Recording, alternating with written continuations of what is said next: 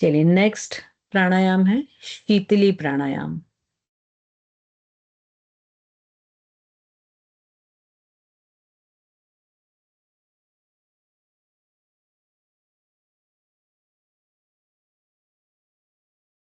Screen visible है सभी को? ओके। सो लास्ट हमने उज्जाई प्राणायाम किया था। अब हम आते हैं शीतली और शीतकारी। इन दोनों के जो बेनिफिट हैं, इफेक्ट हैं, कॉन्ट्राइंडिकेशन है, वो लगभग सेम है। दोनों का जो मेथड है वो थोड़ा सा डिफर है, बट बाकी चीजें लगभग सेम है। तो ये जो शीतली प्राणायाम है, जैसे कि इसके नाम से ही आपको समझ में आ रहा है कि इसमें शीतल शीतल मतलब होता है कूल करना, किसी चीज को ठंडा करना। तो इसे कूलिंग ब्रीदिंग भी कहते हैं। और बॉडी के टेम्परेचर को जब ये प्राणायाम किया जाता है तो ये प्राणायाम बॉडी के टेम्परेचर को डाउन कर देता है, कम कर देता है। तो चूंकि ये दोनों प्राणायाम जो हैं वो शरीर के तापमान या बॉडी टेम्परेचर को डाउन करते हैं, कम करते हैं, तो इन दोनों का प्रयोग अक्सर गर्मी में किया जाता है। जब तेज गर्मी होती है उस समय पर इन प्राणायाम को किया जाता है। जो शीतली प्राणायाम है इसमें हमें टंग को, लिप्स को हल्का सा ओपन करना है, टंग को ट्यूब शेप करना है। ट्यूब शेप करना मतलब टंग के जो साइड के दोनों एज होते हैं उनको आपस में मिलाना है। और ये ट्यूब शेप टंग को लिप से थोड़ा सा बाहर निकालना है, जैसे कि आपको इस पिक्चर में दिख रहा है। और इस ट्यूब शेप टंग से इनहेल करना है। इनहेल करने के बाद माउथ क्लोज करना है और दोनों लिप्स क्लोज होंगे, जीभ अंदर चली जाएगी और कुछ सेकंड होल्ड करेंगे और एक्सेल जो है वो नॉस्ट्रिल के थ्रू एक्सेल करेंगे। तो इस तरह से ये प्राणायाम किया जाता है। और जब इनहेल, होल्ड, एक्सेल तीनों कंप्लीट होते हैं तो ये एक इसका साइकिल माना जाता है कि कंप्लीट हो गया है। और ऐसा माना जाता है कि इसके अभ्यास से जो अजीर्ण है, कफ है, पित्त है, इनकी बीमारियां नहीं होती हैं। शरीर की गर्मी को ये कम करता है और इसके साथ साथ ये जो भावनात्मक उत्तेजना है उसको भी कम करता है, प्राणों के प्रवाह को निर्विघ्न बनाता है। इससे जो मसल्स हैं वो रिलैक्स्ड होती हैं और मानसिक रूप से शांति इसमें मिलती है। तो इसलिए इसका उपयोग रात्रि में हम निद्रा सोने के पहले भी कर सकते हैं। इसका एक और बेनिफिट होता है कि जब ये सिद्ध हो जाता है तो भूख प्यास पर नियंत्रण हो जाता है। मतलब यदि बहुत अधिक गर्मी के दिनों में जैसे पसीना आ रहा है, प्यास लग रही है, शरीर में बहुत गर्मी है, बेचैनी है, तो यदि ये प्राणायाम किया जाए तो उस प्यास पर उस साधक का नियंत्रण हो जाता है और वो काफी देर तक, ऐसा बोला जाता है लगभग 3 से 4 घंटे तक भी वो बिना पानी के रह सकता है। और ये प्राणायाम बीपी को डाउन करता है, हाई ब्लड प्रेशर में वालों के लिए बहुत अच्छा है। और साथ ही जिनको एसिडिटी होती है उनकी भी एसिडिटी को कम करता है। तो इस तरह से ये शीतली प्राणायाम किया जाता है। इसके जैसा ही एक दूसरा प्राणायाम है शीतकारी। इन दोनों में अंतर बस इतना है कि जो शीतली में है उसमें हम ट्यूब शेप टंग को करते हैं और उससे इनहेल करते हैं, एक्सेल नॉस्ट्रिल से करते हैं। यहाँ पर हम दोनों टीथ लाइन को, अपर और लोअर टीथ लाइन को एक के ऊपर एक जमाते हैं और फिर इन टीथ लाइन से इनहेल करते हैं, माउथ को क्लोज करते हुए होल्ड करते हैं और नॉस्ट्रिल से एक्सेल करते हैं। 1 मिनट रुकिएगा।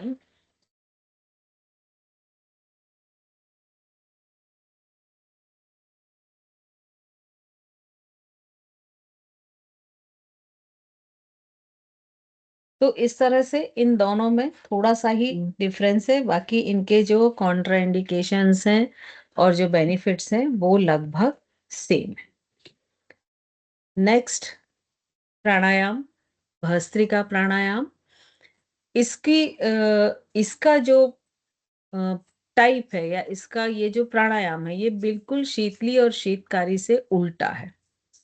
मतलब इसमें डायफ्राम ब्रीदिंग करते हैं, यानी आपका डायफ्राम ऊपर नीचे होगा लंग्स के साथ। और इसमें जैसे हम जब कपालभाति करते हैं तो उसमें एब्डोमिनल ब्रीदिंग करते हैं, और उसमें केवल फोर्सफुली एक्सेल करते हैं। लेकिन भस्त्रिका प्राणायाम में हम दोनों चीजें फोर्सफुली करते हैं, इनहेल भी फोर्सफुली करते हैं और एक्सेल भी। तो इसमें जो प्राणायाम में जो ब्रीदिंग है उसको कैसा माना है, जैसे वो लोहार की एक धोकनी को तेज करने के लिए एक होती है ना धोकनी, जिसमें वो तेजी से हवा भरता और छोड़ता है, तो वैसे ही इसको माना गया है भस्त्रिका प्राणायाम को। और इसमें दोनों नॉस्ट्रिल से इसको करना है और तेजी के साथ सांस लेना है, सांस छोड़ना है। और कई जगह से ऐसा भी बताया गया है कि जैसे 20 टाइम्स इनहेल एक्सेल फोर्सली किया, उसके बाद जब 21 इनहेल किया तो उसके बाद कुंभक लगाना है, जितनी देर भी आप होल्ड कर सकते हैं, और उसके बाद फिर से दूसरा राउंड शुरू करना है। तो जब कुंभक लगाते हैं तो उस कुंभक में जालंधर बंद और मूल बंद का प्रयोग बताया गया है, क्योंकि ये इनहेल करते हुए कुंभक लगाना है तो इसमें उड्डयन बंद लगा पाना संभव नहीं होगा। और ये एक बहुत एक्टिव ब्रीदिंग एक्सरसाइज है या गतिशील प्राणायाम है, इसलिए इसमें बॉडी के अंदर बहुत सारी एनर्जी क्रिएट होती है, और डायरेक्ट इनडायरेक्ट सारे मसल्स की जो है वो एक्सरसाइज होती है, और जमा हुआ एक्स्ट्रा फैट जो है वो बाहर निकलता है या लिक्विड होता है। अब इसमें ध्यान ये रखना है कि यदि किसी को ये प्राणायाम करते समय चक्कर आने लगे या ऐसा लगने लगे कि अनकॉन्शियस हो रहे हैं या बहुत अधिक पसीना आने लगे, तो उस समय ये प्राणायाम नहीं करना है। जब ये प्राणायाम करें तो ये ध्यान रखना चाहिए कि आपका शरीर ना हिले, आपका लंग्स पोर्शन ही हिलेगा। और कई लोग चेहरे को बड़ा गंदे ढंग का बना लेते हैं, तो कोशिश करना चाहिए कि फेस जो है वो विकृत ना हो, एक सहज मुस्कान के साथ हो। इसमें जिनको हाइपर टेंशन है, हार्ट डिजीज है, हार्निया है, गैस्ट्रिक अल्सर है, मिर्गी है या इस टाइप की कोई बीमारी, तो उनको ये प्राणायाम नहीं करना चाहिए। इवन यदि अम, उस व्यक्ति को लंग्स से कोई प्रॉब्लम है तो वो ये प्राणायाम कर सकता है, लंग्स के लिए ये बहुत बेनिफिशियल है। जैसे अस्थमा है, लंग से रिलेटेड कोई भी प्रॉब्लम है, ब्रोंकाइटिस है, तो ये कर सकते हैं। लेकिन जैसे कि बताया ये शीतली के जस्ट अपोजिट है, तो ये क्या करेगा, बॉडी में हीट जनरेट करेगा। तो बहुत अधिक गर्मी के दिनों में इस प्राणायाम को या तो नहीं करें या बहुत कम करना चाहिए। और ऐसा माना गया है कि ये प्राणायाम ब्लड की जितनी भी विकार होते हैं, जितनी भी टॉक्सिसिटी होती है, उसको बाहर कर देते हैं और धीरे धीरे ब्लड को प्यूरिफाई करते हैं।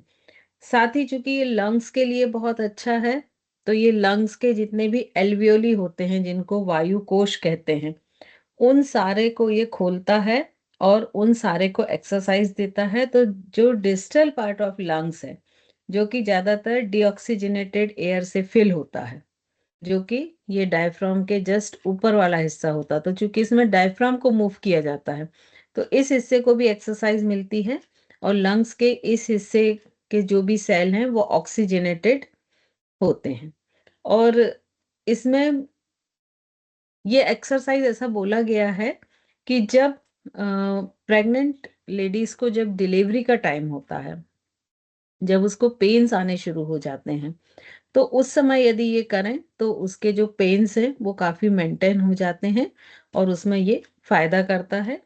अगर गले में किसी तरह की सूजन है, कफ है, तो उसको दूर करता है। नर्वस सिस्टम को ये बहुत स्ट्रांग बनाता है, और साथ ही उसे बैलेंस करता है। जो सिंपैथेटिक पैरासिम्पैथेटिक नर्वस सिस्टम है, दोनों को बैलेंस करता है, और उनके बैलेंस होने से क्या होता है, मानसिक शांति मिलती है, एकाग्रता मिलती है। तो इस तरह से ये अ, भस्त्रिका प्राणायाम के बारे में बताया है। अब एक ही प्राणायाम और बचता है तो हम इसको कंप्लीट कर ही लेते हैं। भ्रामरी प्राणायाम। भ्रामरी प्राणायाम में देखिए, हर प्राणायाम में बेसिक पोस्चर तो वही रहेगा कि ध्यानात्मक आसन में बैठना है, स्पाइन स्ट्रेट रखना है, वो सब चीजें तो सारी सेम रहेंगी। भ्रामरी प्राणायाम जो है ये मुख्यतः सबसे अच्छा साधन है नाद योग सिद्धि का। जो भी नाद योग के साधक होते हैं वो इसको जरूर करते हैं। और इसमें दो तरह से ये होता है। एक तो कई जगह जो डिस्क्राइब किया गया है वो है कि आप अपनी इंडेक्स फिंगर या जो आपकी फर्स्ट फिंगर होती है उससे आप अपने कानों को बंद कर लें और इस तरह से उनको लॉक करें कि बाहर की कोई भी ध्वनि आपको सुनाई ना दे। और उसके बाद दोनों नॉस्ट्रिल से इनहेल करें, होल्ड करें और हमिंग साउंड जैसे हनी बी भ्रमर गुंजन करता है उस तरह से हमिंग साउंड करते हुए एक्सहल करें। अब इसमें हमिंग साउंड कितना होना चाहिए और अ, उसकी तीव्रता कितनी होनी चाहिए ये सब डिपेंड आपके ऊपर है कि आपको जितना लाउड अच्छा लगता है आप उतना ही लाउड करें, उससे अधिक ना करें। और धीरे धीरे इसकी टाइम ड्यूरेशन को बढ़ाएं। साथ ही इसमें ये ध्यान रहे कि जो आप हमिंग साउंड कर रहे हैं वो एक लयबद्ध हो, उसमें वाइब्रेशंस कम से कम हो। ऐसा ना हो कि अचानक आप बहुत तीव्र कर रहे हैं और फिर अचानक धीमा हो जाए फिर तेज हो जाए, तो वो गलत होगा। तो इसमें आपको कोशिश करना है कि जो हमिंग साउंड है वो पूरी एक लयबद्धता के साथ करना है। अब इसी की जब और एडवांस स्टेज आती है तो उसमें हमिंग साउंड भी नहीं करना है, सिर्फ अच्छा दूसरा नहीं बताया। दूसरा होता है षटमुखी मुद्रा की, मतलब आपको अपने अंगूठे से अपने कानों को अच्छी तरह से बंद करना है। आपकी फर्स्ट फिंगर जो है आईब्रो के पास रहेगी, सेकंड फिंगर आईज आईलिड के ऊपर, थर्ड फिंगर नॉस्ट्रिल के पास और फोर्थ अपर लिप के ऊपर। तो इस तरह से ये षटमुखी मुद्रा बनती है। तो इसको भी यूज किया जाता है जैसा कि ये पिक्चर में बताया गया है। जब ये काफी दिन तक कर लेते हैं या ये सिद्ध हो जाता है तो फिर एक साइलेंट भ्रामरी प्राणायाम किया जाता है। उसमें करना क्या है कि अपने कानों को अच्छी तरह से बंद कर लेना है कोई भी एक मुद्रा को लगाते हुए और अपने अंदर की ध्वनियों को सुनने की कोशिश करना है। और जब अंदर की ध्वनि सुनाई देने लगती हैं तो वो नाद योग की शुरुआत होती है और उस समय परा स्थिति का बोध हो जाता है। तो इस समय से इस तरह से ये भ्रामरी प्राणायाम होता है। इसमें एक स्पेशल जो दिया गया है कि अगर मध्य रात्रि या प्रातः काल में करें तो उस समय ये प्राणायाम का इफेक्ट बहुत अच्छा होता है। इसमें एक स्पेशल इंस्ट्रक्शन दिया गया कि इसको लेट के नहीं करना चाहिए। फिर यदि कान में किसी भी तरह का इन्फेक्शन है तो जब तक वो इन्फेक्शन पूरा खत्म ना हो जाए तब तक ये नहीं करना चाहिए। जिनको हार्ट डिजीज है उनको ये प्राणायाम करना चाहिए, लेकिन कुंभक ब्रेथ को होल्ड नहीं करना चाहिए। और इसी तरह से जो हमने शीतली और शीतकारी प्राणायाम पढ़े थे उसमें भी शायद मैं आप लोग को बताना भूल गई कि यदि आपके दांतों में टीथ में किसी भी तरह का साधक का इन्फेक्शन है तो उसे शीतली और शीतकारी प्राणायाम नहीं करना चाहिए। और ये भ्रामरी प्राणायाम के लाभ क्या हैं कि ये क्रोध, चिंता, अनिद्रा इन सबको दूर करता है, बीपी को कम करता है और जो शरीर के जितने भी टिश्यूज हैं उनके हेल्दी होने की स्पीड को बढ़ाता है। यदि ये किसी भी तरह की सर्जरी के बाद इसका अभ्यास किया जाए तो हीलिंग बहुत फास्ट होती है। साथ ही ये आवाज को सुधारता और मजबूत बनाता है और गले में जितने भी डिजीज होते हैं उनके निवारण में या उनके ट्रीटमेंट में ये बहुत ही हेल्पफुल होता है। तो इस तरह से ये आपके प्राणायाम यहाँ कंप्लीट होते हैं। अब हम आते हैं प्रैक्टिकल पर। ठीक है, तो प्रैक्टिकल में हम शुरुआत करते हैं। कोई क्वेश्चन है क्या रितु जी, कुछ पूछना चाह रहे हैं? हाँ मैम, मैं हैंड हाँ रेज कर जी। रही थी, हो नहीं रहा था। अच्छा, मैम जो आपने ये शतमुखी मुद्रा बताई, एक बार ये दोबारा बता देंगे? अंगूठा कानों पर, तर्जनी हाँ उंगली हमारी देखिए, आईब्रोज पर। षटमुखी मुद्रा एग्जैक्ट जो होती है, आपको मालूम है हमारे कान के सामने एक ट्रायंगल वाला पोर्शन होता है, ठीक है। अंगूठे से उस ट्रायंगल को इस तरह से कान के अंदर करके कान को लॉक कर लेंगे, ठीक है। फिर जो फर्स्ट, ये इस तरह से लॉक किया, जो फर्स्ट फिंगर है वो आईब्रो पर, मैं एक हाथ से बता रही हूँ जिससे आपको दिख सके, सेम प्रोसेस हम दोनों हाथ से करते हैं, ठीक है। सेकेंड फिंगर आपकी आई लिप पर, थर्ड नॉस्ट्रिल के पास और फोर्थ अपर लिप के पास, ये इस तरह की पोजीशन बनती है। मतलब हम दोनों हाथ से करेंगे तो ये इस तरह की पोजीशन आएगी। एक ये चीज हो गई। और दूसरी भ्रामरी के लिए आप जो मुद्रा यूज करते हैं कि वो आपकी फर्स्ट फिंगर, इंडेक्स फिंगर को लीजिए। इसको ध्यान से देखिए क्योंकि इसमें अक्सर लोग गलती करते हैं। अक्सर कैसे करते हैं, ऐसे बंद कर लेते हैं, खत्म। एक्चुअली इसकी विशेषता यही है कि इस प्राणायाम में बाहर का कोई भी साउंड आपके अंदर नहीं जाना चाहिए, ठीक है।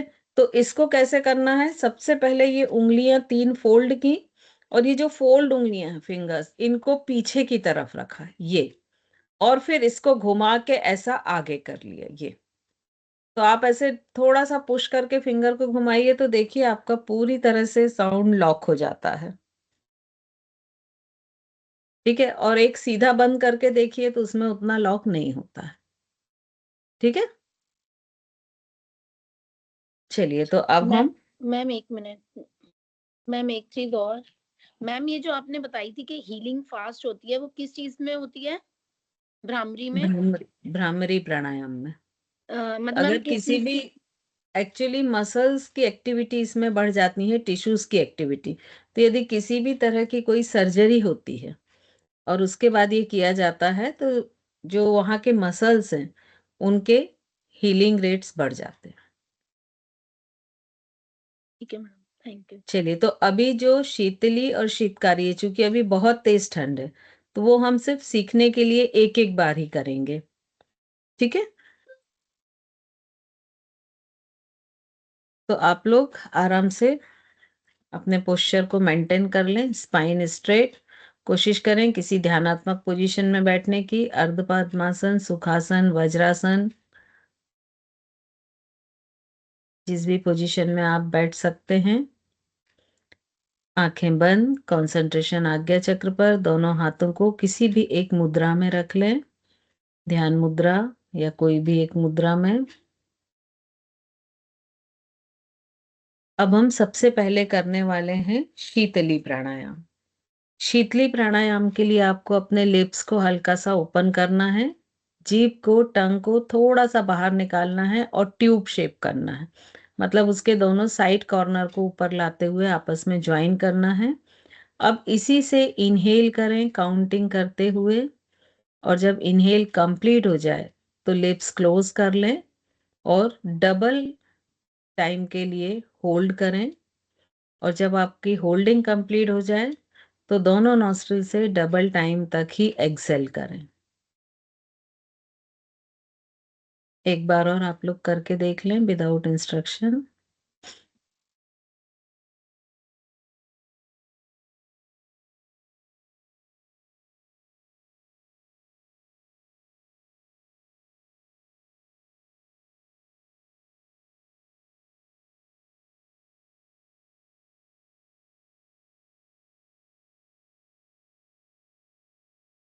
थम्स अप करके बता दें सभी का ओके है, कोई प्रॉब्लम नहीं।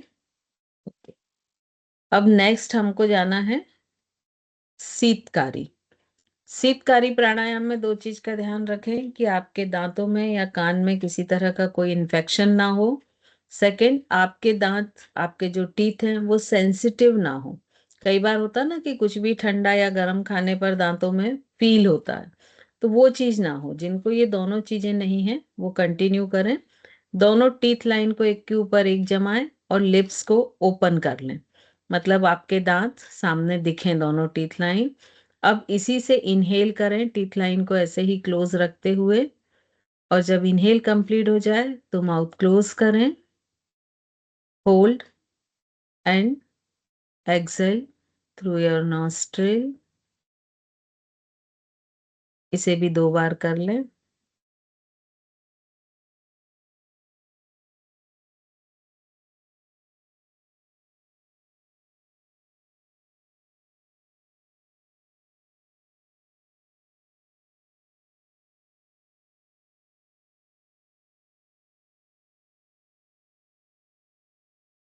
कंप्लीट हो जाए तो आईज ओपन कर लें। इन दोनों में सभी ओके हैं, किसी को कोई प्रॉब्लम तो नहीं? ठीक है, हाँ बताएं ऋतु जी। मैम जो हमें आरंभ में सिखाया गया है उसमें उन्होंने टीथ के पीछे टंग को टच करना बताया है कि जब हम इनहेल करते हैं तो दांतों को बंद करके उसके पीछे टिप जो होती है हमारी टंग की, वो उसको टच करें और फिर इनहेल करें।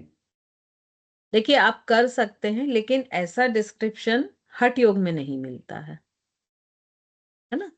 वो करने में कोई बुराई नहीं है, और ऑब्वियसली आप उससे सपोर्ट के लिए शायद उन्होंने ऐसा किया होगा, बट ऐसा स्पेसिफिक कोई वर्णन हठ योग में नहीं मिलता है।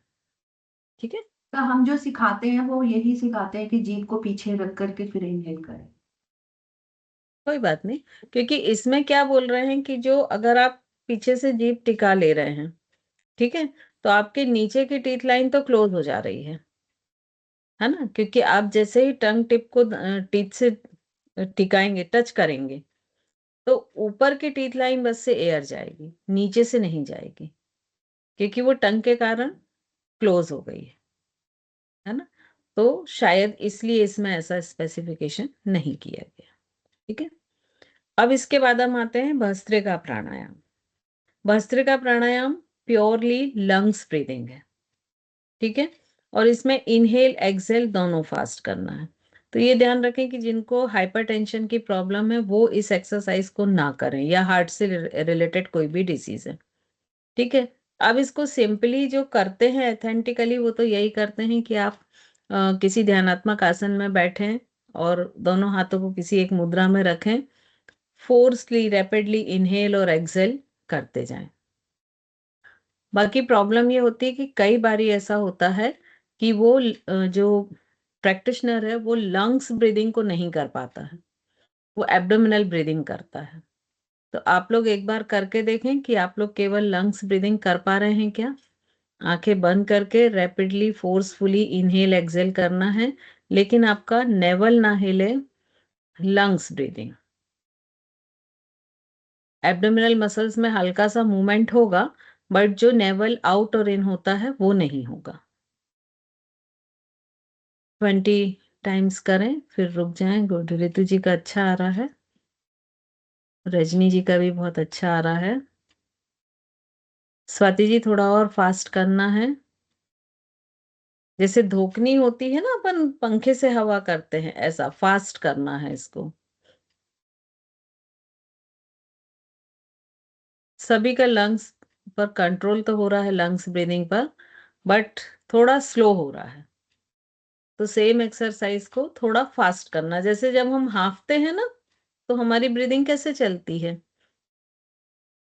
20 करें, फिर वापस आ जाएं। हर्षा जी का भी बहुत अच्छा हो रहा है, वेरी गुड। सिर्फ मुझे नीतू जी का नहीं दिख पा रहा है, क्योंकि उनका प्रॉपर फिगर नहीं दिख रहा है। बाकी सभी का ओके है, बट आपके बॉडी मूवमेंट जैसे हैं उस हिसाब से मुझे लग रहा है कि आपका भी ओके ही होगा। ठीक है, तो मेरे ख्याल से इसमें किसी को प्रॉब्लम नहीं है। किसी को कोई प्रॉब्लम है तो फिर पूछ लें, है ना? ये सभी से। हाँ बोले मैम इसमें स्वाति जब जी। मैंने ब्रीथ इन ब्रीथ आउट किया ना तो मुझे तो बहुत ठंडा ठंडा लग रहा है, मतलब। अभी मौसम ठंडा है ना, एयर अच्छा। ठंडी है।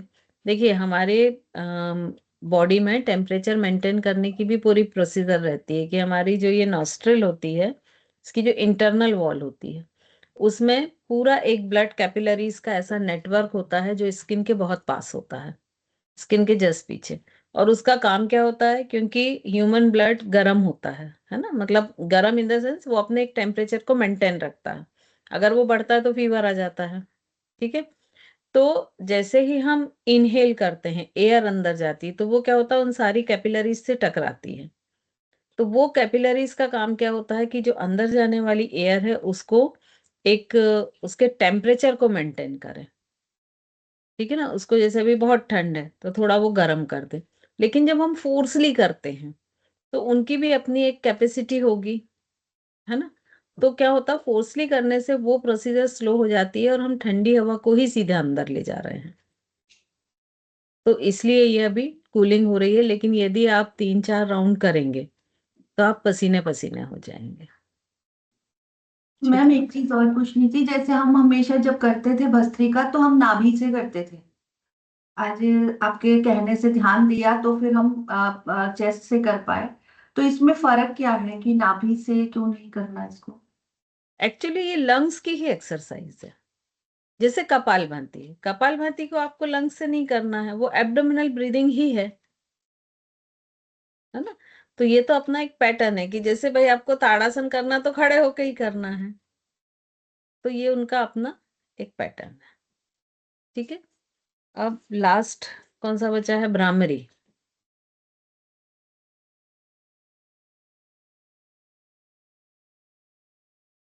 तो भ्रामरी प्राणायाम किस किस को नहीं करना है, जिनका लो बीपी है, जो मेंटल बहुत डिप्रेस्ड है, अवसाद में है ना, उन लोगों को ये नहीं करना है। या जिनको माइग्रेन की प्रॉब्लम है तो वो एक बार करके देखें, यदि उनका माइग्रेन ट्रिगर नहीं होता है तब तो वो कर सकते हैं। बट यदि मान लीजिए ये करने से माइग्रेन ट्रिगर हो रहा है तो फिर उनको नहीं करना है। चलिए भ्रामरी प्राणायाम के लिए तैयारी करेंगे। आराम से मेडिटेटिव पोस्चर में बैठे। अब अपने कानों को प्लग करने के पहले मेरे पूरे इंस्ट्रक्शन सुन लें, क्योंकि एक बार आप कान बंद कर लेंगे तो फिर आपको कुछ भी सुनाई नहीं पड़ेगा। ठीक है, इसमें आप या तो इस मुद्रा को अपनाएं या फिर इसको, कोई भी एक आप यूज कर सकते हैं। आपको डीप इनहेल करना है, जिनको हार्ट की प्रॉब्लम है उनको होल्ड नहीं करना। ये हर प्राणायाम के लिए एक कॉमन इंस्ट्रक्शन रहता है कि हार्ट डिजीज यदि किसी भी तरह की है तो उसको होल्ड नहीं करना है। तो इनहेल के डबल होल्ड करें और वैसे ही उतने टाइम होल्डिंग के टाइम तक ही एक्सेल करें। तो एक्सेल में जो हमिंग साउंड करेंगे उस समय ध्यान रखें कि आपकी जो टीथ लाइन है वो एक के ऊपर एक टाइट ना हो, हल्का सा दोनों के बीच में गैप हो। ठीक है, और जो आपकी जीभ हो वो रिलैक्स्ड पोजीशन में हो। इन 2 चीजों का ध्यान रखें। और फिर आपको जो हमिंग साउंड करना है वो एक लय के साथ करना है कि वो जो लयबद्धता वो बीच में टूटे ना, ब्रेक ना हो, उसका फ्रीक्वेंसी लो हाई ना हो, इन चीजों का ध्यान रखना है। तो कोशिश करें 5 टाइम्स भ्रामरी प्राणायाम करने की। और जब आपका 5 टाइम कंप्लीट हो जाए तो हाथ को नीचे ले आएं और आईज ओपन कर लें। ठीक है, शुरू करें।